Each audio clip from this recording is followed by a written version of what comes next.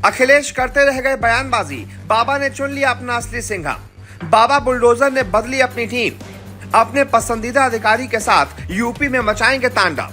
जी तो क्या योगी आदित्यनाथ अब और खुलकर खेलेंगे? 7 साल बाद यूपी सीएम को मिला है उनका पसंदीदा मुख्य सचिव। उत्तर प्रदेश में लोकसभा चुनावों में भारतीय जनता पार्टी को मिली शिकस्त के बाद से सीएम योगी के सितारे गर्दिश में दिख रहे थे। संगठन और सरकार दोनों ही लेवल पर उनकी किरकिरी हो रही थी। हार के कारणों की समीक्षा में एक कारण यह भी सामने आया था कि बीजेपी समर्थकों के नाम तक वोटिंग लिस्ट से गायब थे। कई चुनावी क्षेत्रों में स्थानीय जिलाधिकारियों का सहयोग भी नहीं मिला। इन सब के बीच योगी के लिए एक खुशखबरी ये आई कि उनको 7 सालों के बाद प्रदेश के मुख्य सचिव के रूप में उनका पसंदीदा अफसर मिल गया है।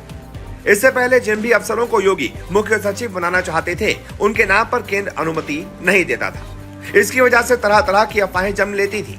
इनमें से एक अफवाह यह भी होती थी कि केंद्र जानबूझकर पसंदीदा चीफ सेक्रेटरी इसलिए नहीं उपलब्ध करवाता था ताकि योगी को खुलकर खेलने का मौका ना मिले। जाहिर है मनोज सिंह के मुख्य सचिव के रूप में नियुक्ति से इस तरह की अफवाहों को भी मुंहतोड़ जवाब मिला है। इसके साथ ही जब प्रदेश का सबसे बड़ा अफसर मुख्यमंत्री का पसंदीदा हो तो उसे काम करने में सहूलियत तो होगी ही। तो चलिए जानते हैं कि कैसे उत्तर प्रदेश की शासन व्यवस्था पर पकड़ मजबूत होने के बाद योगी किस तरह से और मजबूत होंगे। सबसे पहला मुद्दा, हाथरस घटना में एक्टिव होकर मनोज सिंह ने अपनी कार्यशैली की दे दी है झलक। 1988 बैच के आईएएस अधिकारी मनोज कुमार सिंह, जिन्हें उत्तर प्रदेश का नया मुख्य सचिव नियुक्त किया गया है, इनको राज्य के नौकरशाही और राजनीतिक हलकों में एक अनुभवी शख्स के रूप में देखा जाता है। उन्होंने अपनी कार्यशैली की झलक हाथरस घटना के बाद तुरंत घटना स्थल पर पहुंचकर दिखा दी। इसके पहले हमें कोई ऐसी घटना याद नहीं जब मुख्य सचिव लेवल का कोई अफसर इतनी जल्दी घटना स्थल पर पहुंचा हो।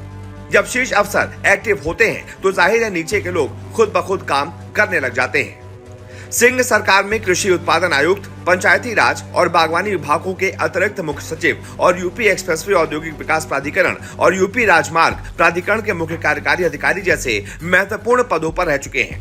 मुख्यमंत्री कार्यालय के एक अधिकारी ने हमें बताया कि सिंह को एक लो प्रोफाइल नौकरशाह माना जाता है, जो शायद ही कभी इंटरव्यू देते हैं या फिर सोशल मीडिया पर सक्रिय दिखते हैं। इसके साथ ही सिंह की खासियत है कि हर दिन कार्यालय में लगभग 14 घंटे बिताते हैं। ये एक ऐसा गुण है जो योगी आदित्यनाथ को बहुत ज्यादा प्रभावित करता है। निवेश और बुनियादी ढांचा यूपी सरकार के शीर्ष प्राथमिकताओं में से एक है।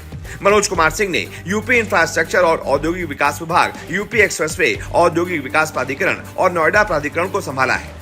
जाहिर है मुख्यमंत्री और प्रदेश की जनता को इसका फायदा मिल सकता है। नंबर 2, विपक्ष को भी मिल गया है संदेश। पूरे प्रदेश में एक ये संदेश चला गया था कि बीजेपी हाईकमान उत्तर प्रदेश में सीएम योगी को चुनाव के बाद हटा देगी। उत्तर प्रदेश में बीजेपी को मिली करारी शिकस्त के बाद इस आशंका को और बल मिल रहा था। लखनऊ के ही पत्रकार हरीश तिवारी, जो कई सालों से ब्यूरोक्रेसी बीट देख रहे हैं, वो कहते हैं कि उत्तर प्रदेश के मुख्य सचिव की नियुक्ति को लेकर पीएम मोदी के पसंदीदा अफसर दुर्गा शंकर मिश्र का जिस तरह से कार्यकाल इस बार नहीं बढ़ाया गया, वो एक संदेश है प्रदेश के लिए। इसके साथ ही मुख्यमंत्री योगी के खास अफसरों में से एक मनोज कुमार सिंह को मुख्य सचिव बनाना एक और संदेश है कि साल 2027 के विधानसभा चुनाव तक योगी फुल पावर में रहने वाले हैं। तिवारी कहते हैं कि ये सही है कि मनोज सिंह का रिटायरमेंट 2025 में ही हो जाएगा, पर उनको सेवा विस्तार मिलना तय है। तिवारी कहते हैं कि उत्तर प्रदेश में बीजेपी की स्थिति खराब हुई है, पर योगी ने करीब 206 सभाएं और रैलियां करके अपनी तरफ से कोई कसर नहीं छोड़ी थी। जाहिर है इसका फायदा उन्हें मिला था। तो अब उत्तर प्रदेश की ब्यूरोक्रेसी में पसंद का मुख्य सचिव मिलने के बाद ये साफ हो गया है कि योगी आदित्यनाथ जो चाहेंगे अब उत्तर प्रदेश में वही होगा।